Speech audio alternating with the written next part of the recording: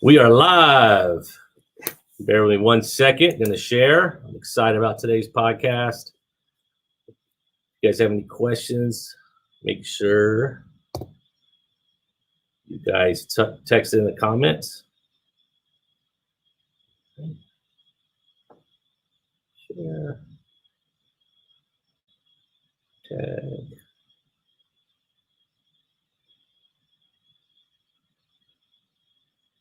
A well-tuned machine going here. Really good. And welcome to the Super Terb Podcast. I'm your host, Michael Terbet, your local real estate expert with the Iwatch Security Group, Coldwell Banker HPW, aka Super Terb, aka Coach Terb. And I have an awesome guest with me today in my studio, Brian Smith with Iwatch Security. Say hello. Thank you. I appreciate you coming on. This is actually episode 27. It's kind of crazy. I started this podcast last fall, mainly to talk real estate, business, sports, and beer in the Triangle, mainly to talk to local business owners, entrepreneurs. I've had coaches on here. I've had other agents on here. We've done market updates with Ida, aka Mom. And so I can't thank you enough for being here. Before I introduce you both to Facebook land and YouTube land, as well as Apple Podcasts, Spotify, where you can follow me, I want to talk a little bit of real estate. Okay. So as you know, I always like to sprinkle in a little real estate update here for people that are listening. And something that I thought about today before the podcast was we're coming up. It's hard to believe it's already mid-June. And, you know, in normal real estate markets, I say normal real estate markets because we really haven't had a normal real estate market for several years. And obviously the last 15 months with COVID, our supply is at an all-time low, less than 2 weeks of inventory.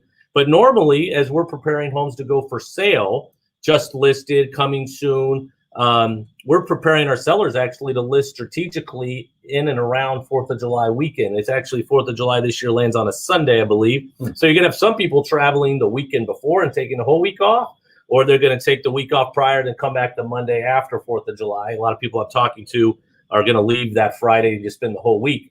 Then when they come back from the 4th of July weekend, people with year-round schools, that's when they go back to school. And then the traditional calendar kids, they're on vacation with their parents. So typically in February, that kicks off our spring market. And from March till about June is when we really see just all go. People are willing to be getting in their homes and get established before, school is out, know where they're going. So what I'm discussing here is that in July, it normally slows down. You wouldn't think so because, hey, what Terb, we're in the middle of the summer. What do you mean? Well, one, it's hot. Two, people are traveling. And people, three, are getting on vacation. So if you're a buyer out there and you're listening and you maybe have been strapped on the sideline, this may be a time to get in the game to where maybe you're not up against double-digit offers, but maybe 3 to 5 offers. So we're preparing our buyers who are getting pre-approved right now, getting them to set up on their search, getting them game ready to be ready to go. So if you at all are thinking about selling, there's still no better time. Our inventory, again, is down about almost 80% with our appreciation up almost 20% in the last 12 months. We'd be more than happy to give you. It's funny, I did a Facebook post, Brian, today of a home that came up on my timeline. Helps our clients buy it 3 years ago. It's in Wake Forest. We just closed on it and they made $211,000 on it 3 years. Yeah, we sold it for $101,000 over asking. Unbelievable. So I couldn't believe that when that came across. So if you're at all thinking about selling, you want to see how much equity you have in the home, reach out to me. We'd be more than happy to see what we can do to help you accomplish your real estate goals. If you're looking to buy, we will definitely get you a roadmap established, a game plan to get you to the finish line and win. So that's my real estate tip today. I'm going to take a quick break for everyone listening on Apple Podcasts and Spotify. And when I come back, I'm going to introduce you to Brian. We're going to have a great conversation, man. Are you ready? Awesome. All right. And welcome back to the Super Terb Podcast. I'm your host, Michael Terbet, your local real estate expert with the Iwatch Security Group, Coldwell Banker HPW, aka Super Terb. And I have Brian Smith here with me. Say hello, Brian. Hello. How are you doing? Good. I know I've said your name several times, but for everybody watching and listening, please say your name, where you're from, and what have you. Yeah, it's Brian Smith, and that's just the name the Witness Protection Program gives us. From the West Coast, originally California, Arizona. And Phoenix, Arizona, primarily is what I claim. I don't really claim California anymore. Although did some high school there. I was born in Sacramento, but ended up in the military at 17 years old. Made my first jump out of a a C-130 when I was 17 for the Army, and been in North Carolina ever since. Very cool. I did not know that. Yeah. So you were in, I'm originally from the Bay Area. I think I told you that. I'm from San Jose, Fremont area. And so how long have you lived in Raleigh? You know, I pulled into Fort Bragg, North Carolina, January 2nd, 1993. Wow. Yeah. So you've been here almost 30 years then. Yeah. Wow. It goes by quick. It is. For sure. It does. So I know on the intro, I mentioned you own Iwatch Security. You were in the military before. What did you do before you started Iwatch? You know, I've been in the security industry for about 23 years. So when I got out of the military, bounced around a little bit. I had kids at an early age, so I had a lot of pressure to earn. So really bouncing around trying to find my niche. And then I found the security industry and really just kind of stumbled upon some strengths and found that sales was a good place for me and did real well with it. Ended up as a branch manager for a national company after my first 3 or 4 months in the industry. And they sent me to Raleigh because nobody could grow an office here in Raleigh because everybody wanted salaries and this sort of thing, and grew it to #1 in the nation in 6 or 7 months. So how about that? It was, real grateful for the industry. And, I'm real big on self-awareness and finding your niche, finding what you are big into naturally. So what made you say, all right, it's, I'm ready to start my own company? I think I've always had that self-employment mentality. That's one of the reasons why I never would have stayed in the military for long, is just, being your own boss, aspiring to do great things. I mean, I want my own plane, things like that. I mean, you're generally speaking not going to get that with a job, or really don't have a need for that sort of thing with a job a lot of times. So I just think I was always geared that way. Always wanted to be my own boss, and getting beat up a few years in the military, run around ragged for a few years, that'll make you want to be self-employed. So, and I follow on Instagram, and you have Raleigh Entrepreneur, I think, is your Raleigh, your handle, Raleigh. Do you have were you in any other business ventures before Iwatch? Not really. Just stayed in security. I got in security and I dug in, and it's something I believe in strongly. It's not the greatest vehicle on the planet in terms of owning a business.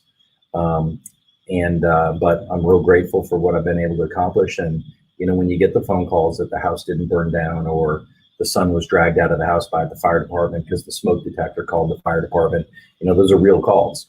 And so I'm real grateful to do something that I believe in, and I'm pretty passionate about keeping people safe. Very cool. So you may have already said earlier when we were going over the intro, is what year did you start Iwatch? Iwatch Security is 11 years old, so 2010. Wow, so that was in the height of the financial crisis too, right at the peak. So what maybe tell everyone here, because again, a lot of people that may be listening are people that want to start their own business, or maybe they're in the salary position and they're hesitant in making that first step. But what were some challenges that you faced when you were starting your own company? Well, I think there's a lot. Number one, I would say the first thing I would say is there's a book called The E-Myth, The Myth of the Entrepreneur. That's a must read for anybody going to start a company.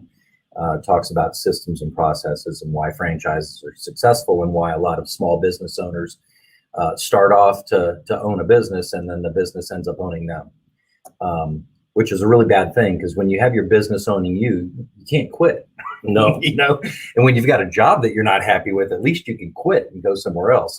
But when you're dug in with your own business, it can be extremely challenging and really frustrating. So that's the number one thing. I think you want to go into it with a really good game plan. Some people that I talk to that are thinking about starting a company, I always ask them, what does best case scenario look like here? And then really cut it in half, because that's probably best case scenario, because there's all these things that come up. You don't know what you don't know. And that's usually more important than what you do know.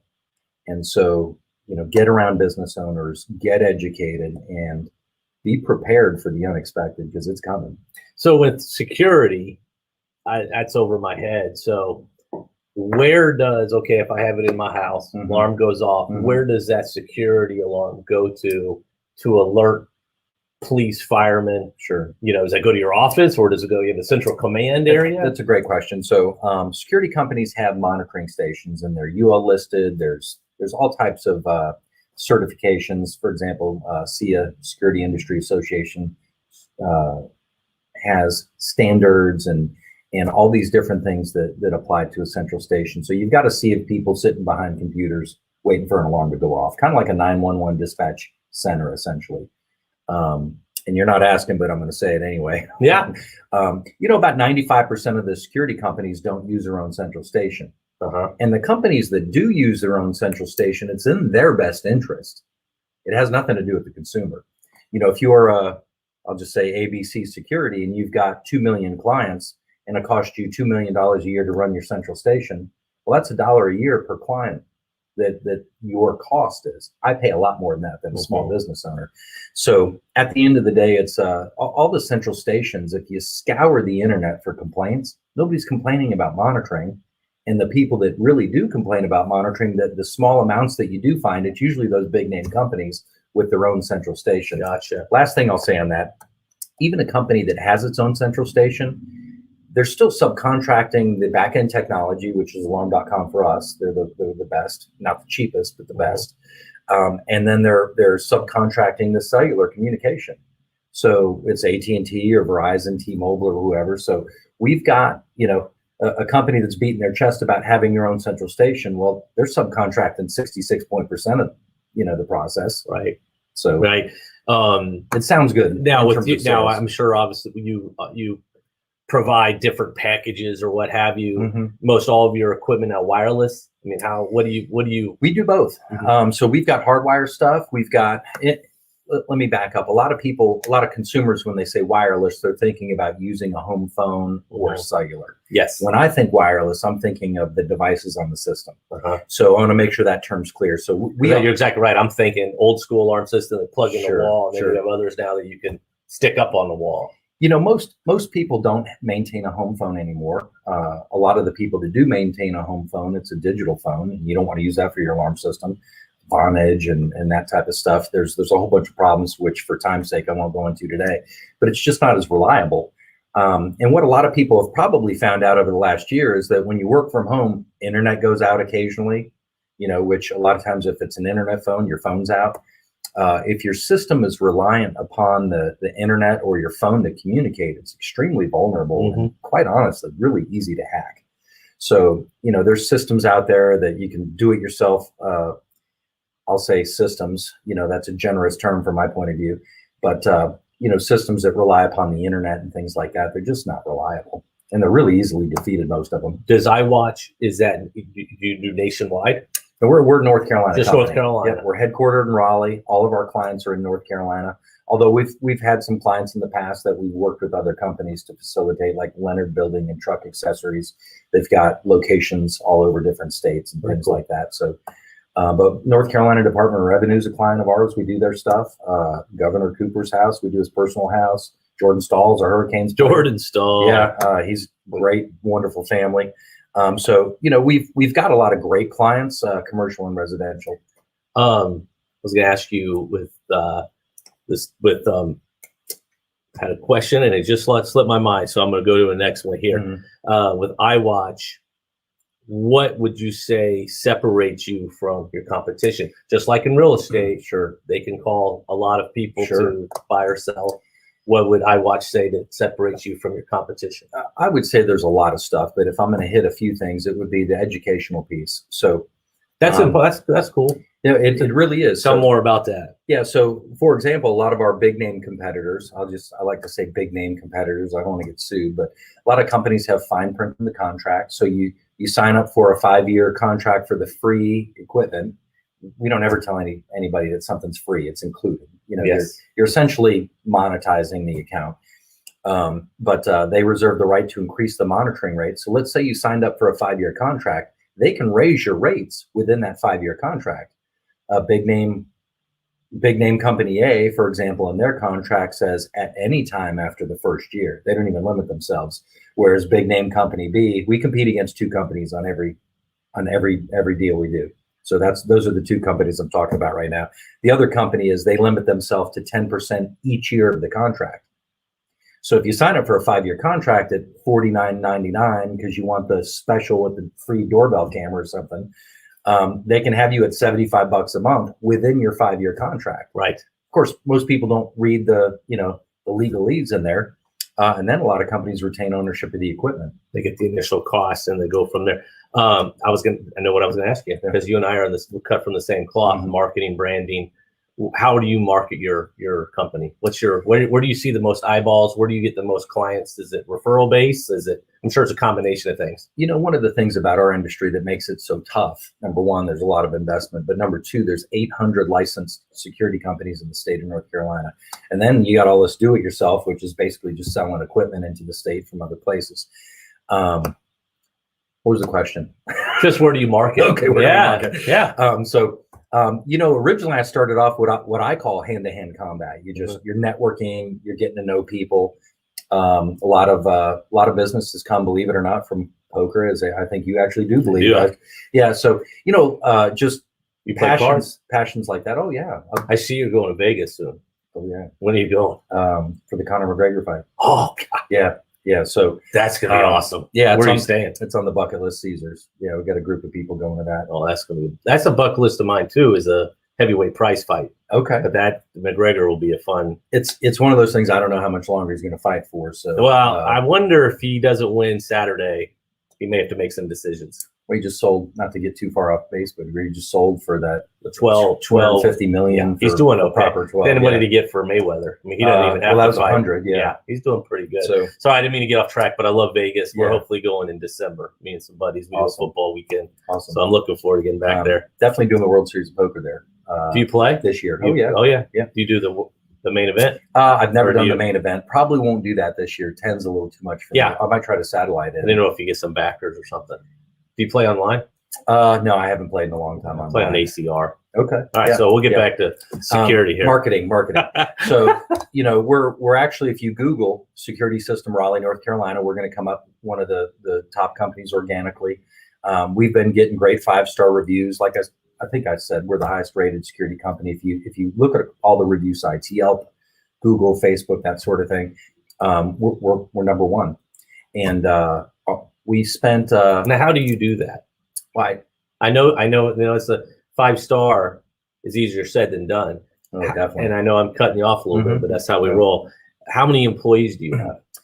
We've got about 11 right now. 11? Yeah. And so you've got to make sure everyone's on the same page with customer service and standard operating procedures, lots of training, lots of communication, lots of picking up the ball in case if someone dropped it, and just jumping in there. And that's how we learn over time.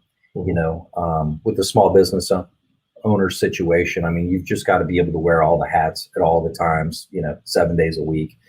And that's what I'd say one of our biggest strengths. And if I'm tooting my horn, is just very accessible to every single client for the company for a long time. And I just think you got to be there. And a lot of times, even I'll have stuff come up that clients are asking questions or some scenario, and it's, I got to think about it a little bit, just to think what would be the fair way to deal with this. So a buddy of mine I work out with, we always say vamos, but of course he throws in there who you work with matters. Thanks, Walter. No, that's cool. So COVID hits. What did you see happen to your business? How did security change? Did you see a rise in security installations, or because obviously people are working from home, staying home? That's actually a really good question. What did you see during COVID? I would say initially it slowed down to a crawl for the most part. You had a lot of riots going on, and there were people concerned about that. But when things first hit, I would say everybody just kind of froze up a little bit. And then we basically worked every day. Did you have to make any adjustments to your staff? We were able to retain everybody. That's awesome. It was painful. It was definitely painful there for a little bit. And the biggest thing is we lost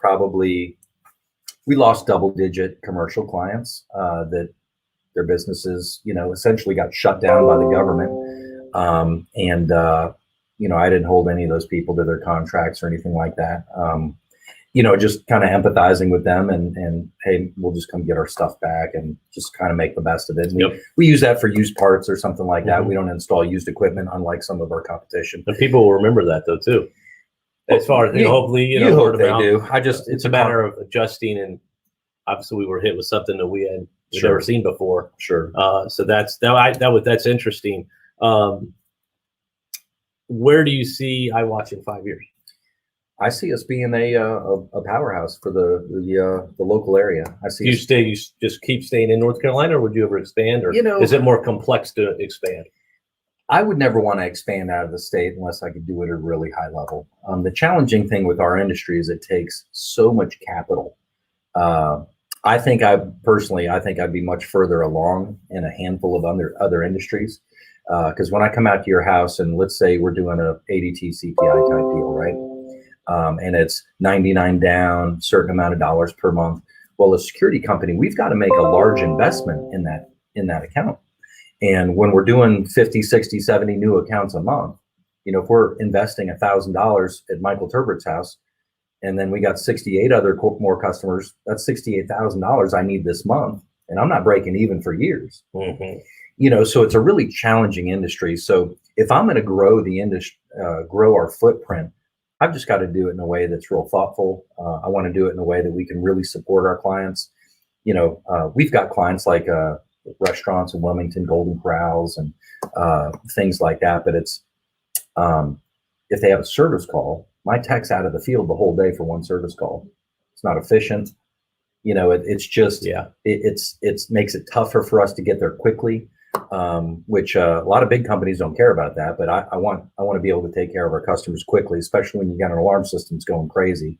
I was literally Whole Foods Sunday, Father's Day. I'm walking around, someone's alarm system went crazy on them. Well, it's electronics. So what would you tell someone listening that's something they wouldn't think or know about with security? You think security, like, they're just gonna put something on, and monitor. What's something that's maybe a biggest challenge that you have? Well, I would say that the biggest mistake consumers are making is thinking you can buy an alarm system off the internet and that's as good as something we do. It's just not. I can teach a 4-year-old how to defeat about 50% of the alarm systems out there. And if I'm looking at getting security for my home and my business, that's a piece of information I'd like to know. And something that you posted the other day on your timeline was, I'm a big Panthers fan, so I made the mistake of breaking in Thomas Davis's house, and his car, and they got him. Yeah, but that video footage, which I couldn't believe you would even break into it. In today's world, you got to think there's cameras everywhere. But then again, cameras don't stop. Criminals aren't the brightest either. I would say that's one of the biggest. That's probably the second biggest misconception is that people think that cameras are security and they're not. Cameras potentially document something. And I kind of joke around. I'm a little bit hardcore when I'm talking one-on-one about security. We don't talk to clients in a hardcore way, but I don't want to document what happened to me. I don't want something to happen to me, or my family, or my kids, or someone I love. And I don't need the cops being able to get to a camera and find out the guy with the mask and the hat on. Well, it's a guy with a mask and a hat that killed Brian last night. I don't need to see that. I want to wake up so I can have that 5 to 10 seconds to prepare to defend my family if need be. And, for all the tough guys out there with guns, I'm a big 2A guy. I'm prior military, I believe in that stuff. And, it's the number one stolen item out of houses. And, we had guns. Yeah. We had a lot of guns at Pearl Harbor. When they catch you off guard, it doesn't matter. Yes, you're right. For all the tough guys out there with guns. Well, so what's your ultimate goal? Ultimate goal with your business? I would say long-term, we want to be the Aston Martin of the security industry. I don't want to be the biggest. I don't need to go national. I just want to have the most customer-centric security company with a happy staff. I want to provide opportunities for people to excel within the organization and, just build a legacy business that, obviously one day maybe sell it off, maybe pass down to the kids if they ever want to get involved in the business. But we just want to have the best company. So anybody listening, what's one piece of advice you give them when they're either, wanting to step out and start their own company or their own business? One piece of advice. I know we touched on it earlier, but what are something that if you went back to when you started, what would you say? Okay, make sure you do this and or that, or don't worry about this, or something, this is going to happen. Yeah. Anything that you could let them know. I would say you've got to be prepared for the unexpected. And I know it's easier said than done. Getting around business people that have been doing it a long time, There's just so much you learn from being self-employed for basically a majority of my adult life now. There's so many things that I've learned over the years. For example, when someone scams you out of a workman's comp issue, and the insurance agency is not handling it the way they should, I end up taking the brunt because the insurance representative did a really bad job of things. And then my insurance, my workman's comp shoots up. This is a older company, but your costs go way up, and it's some inept employee that really just doesn't care. And the knucklehead scamming the insurance company when you find out you're his fourth company he's done this to. And, the reality is we had all the documentation to refute it. The guy didn't get hurt on the job. Right. You're just scamming. Oh, gotcha. Yeah. So lots of little things like that I think when you surround yourself with people that have been there and done that, there's the old saying, if you're going to walk through a minefield, follow somebody. Did you hire anybody that may have been in a business, their own business, to come on board with you to help you? I think of that with coaching. Sometimes your first head coaching job, you're like, I want to get someone that's going to be my assistant that may have been in the same field to help me.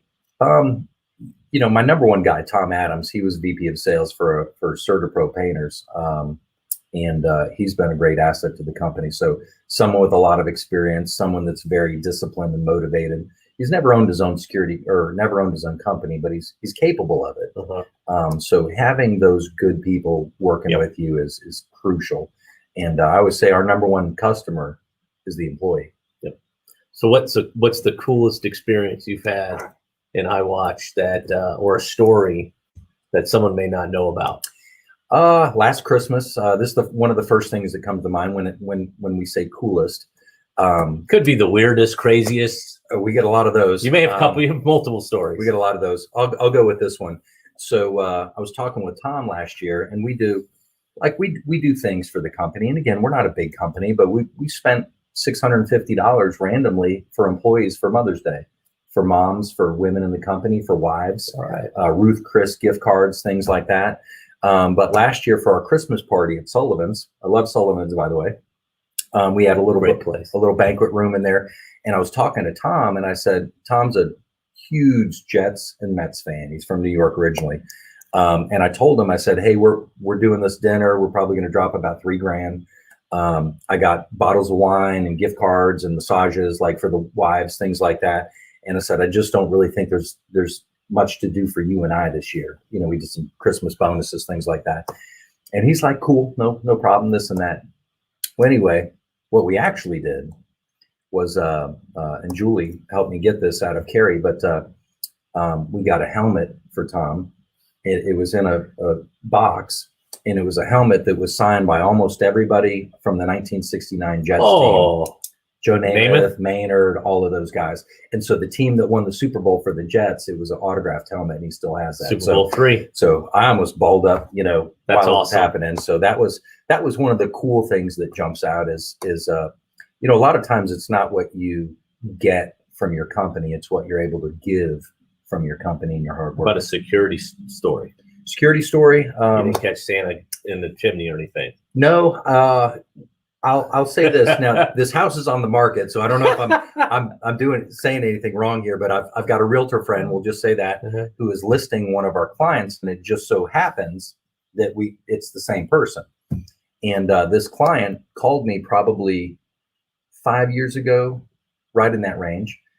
Originally, I actually answered the phone when he called and went out and ran the appointment personally when the company was smaller, 5, 6, 7 years ago, something like that. And anyway, the only reason it's a very nice house. The only reason he was getting security is because the insurance company wouldn't insure the home unless he had security. So when I was out there, we're talking to him, and I said, well, monitored smoke detector, communicator. If there's ever fire in the house, they'll automatically dispatch the fire department. He's like, yeah, go ahead and add that on. That client called me a few years later. He'd been with us for 2 or 3 years and said, Brian, I just want to let you know the Cary Fire Department's leaving the house right now. The system saved our house. Oh, wow. And that's awesome. And it's a gorgeous house. So we get phone calls like that. Yeah. And it's, that's one that jumps out at me. Very cool. That's not too morbid for a podcast, So tell someone about Brian or you.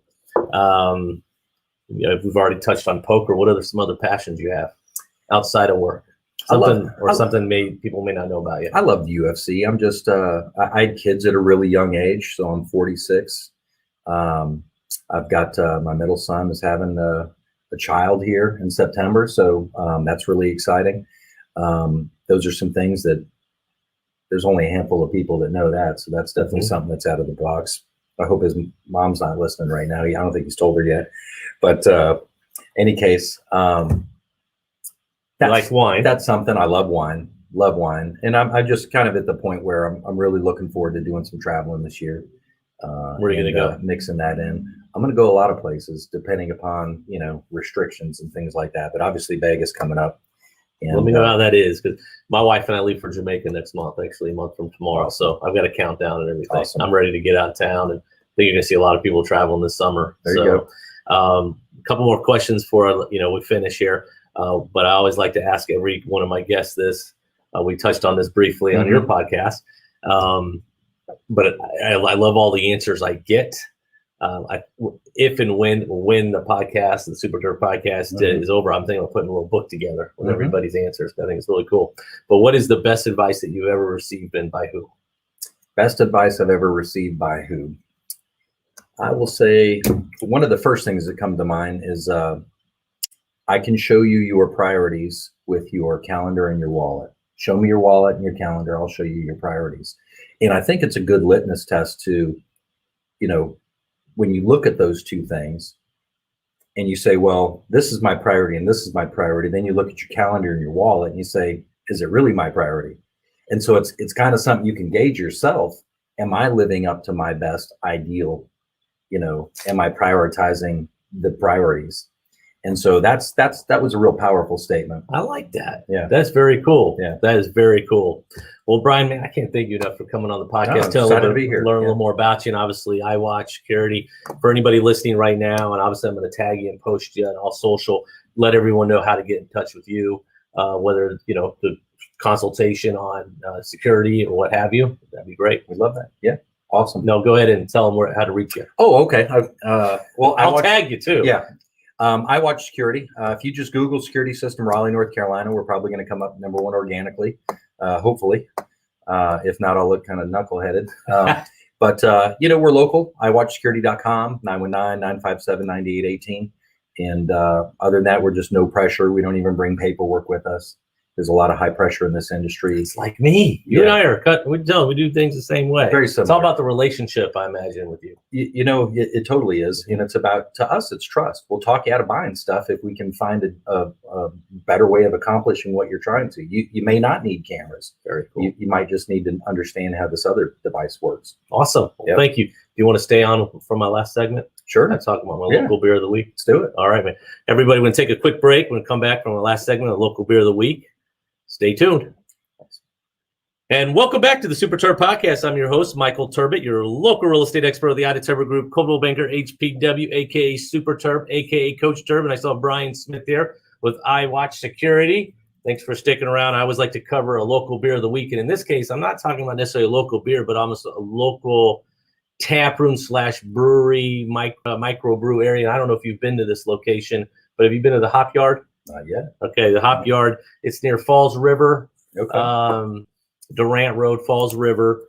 It's an awesome atmosphere, guys. If you guys can go out and check them out, they have 28 taps rotating. So they have local beer on tap, but they also have beer in their fridges for you to take home. But you'll like it because they actually have wine as well. But they have indoor, outdoor seating, dogs friendly outside if you want to bring food up. My friends and I, we actually went up there, enjoyed time for his birthday evening. Just a really good spot. So if you guys are out in the area, go to North Raleigh, Hop Yard. I'll tag them as well. Go and check them out. Tell them Terb sent you. And you won't be disappointed whether you like IPA, stouts, light beers, what have you. I like a nice light IPA in the summertime. So go check them out when you're out with friends and family. But again, Brian, thanks for coming on. Awesome. Everybody listen again. It's the Super Terb Podcast. If you're at all thinking or you'd like to tell more about maybe your business that you have, reach out to me. I'd love to have the opportunity to tell your story. And if you're thinking about buying or selling, in the Triangle area, Raleigh, Durham, Chapel Hill Triangle area, please reach out to us. We'd love to have the opportunity. We'd be honored to gain your business and show you how to accomplish real estate goals. If you like the podcast, please leave a review, subscribe, again, on YouTube, Facebook Business, Apple, Spotify. Lastly, again, it's Michael Terbet, your local real estate expert with the Ida Terbet Group, Coldwell Banker HPW, aka Super Terb. And as always, remember, guys, who you work with matters. We'll see you next time.